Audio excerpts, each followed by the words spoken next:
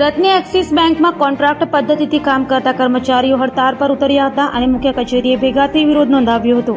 સુરતની એક્સિસ બેંકમાં કોન્ટ્રાક્ટથી કામ કરતા કર્મચારીઓએ હડતાળ પાડી હતી। શહેરની તમામ એક્સિસ બેંકની બ્રાન્ચમાં કામ કરતા પટ્ટાવાળાઓ દ્વારા હડતાળ પડાઈ હતી અને આશરે 200થી વધુ પટ્ટાવાળાઓ દ્વારા બેંકની મુખ્ય બ્રાન્ચ પર ભેગા થઈ નારેબાજી કરી હતી અને કર્મચારીઓ દ્વારા પગાર વધારાની માંગ કરી હતી।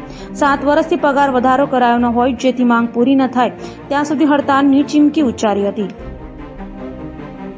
મારું નામ પાંડુરંગ સુંદર મોરે। શું નોકરી કરો છો અને કઈ કંપનીમાં નોકરી કરો છો? મેં એક્સિસ બેંકમાં નોકરી કરું છું। અમે બધા ભેગા થયેલા છે। એક્સિસ બેંકમાં નોકરી કરે છે બધા જૂના એમ્પ્લોય છે।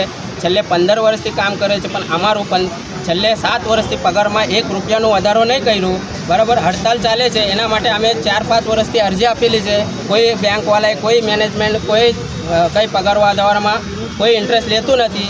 અમે આજે હડતાલ કરી છે। અગર અમારો પગાર નહીં વધારશે તો અમે આવી રીતે જ હડતાલ કરશું। અમે કામ પર નહીં જશું, અહીંયા જ અમે હડતાલ કરતા રહીશું। બરાબર, કેટલી બ્રાન્ચ છે? કેટલા કર્મચારીઓ? સુરતમાં કમસે કમ 200 કે 300 માણસ છે। બરાબર, ઓલ ઇન્ડિયામાં સ્ટ્રાઇક ચાલે છે। બરોડા, અહેમદાબાદ બધી જગ્યા ચાલે છે, પણ એક્સિસ બેંકની મેનેજમેન્ટમાંથી કોઈ બી ઊભા નહીં થતું। બરાબર, અમારે અહીંયા છેલ્લે 15 વર્ષથી અમે કામ કરે છે। કોઈને કંઈ એ નથી, કામ કરાવી લે છે બરાબર, પણ પગારવાનું 1 રૂપિયાનું નથી। અને સરકાર ડીએ ઇન્ક્રીઝ કરે છે, પરંતુ અમારા અકાઉન્ટમાં કોઈ એ નથી થયો, પગાર વધારવા નહીં થયો। અમે આવી રીતે જ હડતાલ કરશું।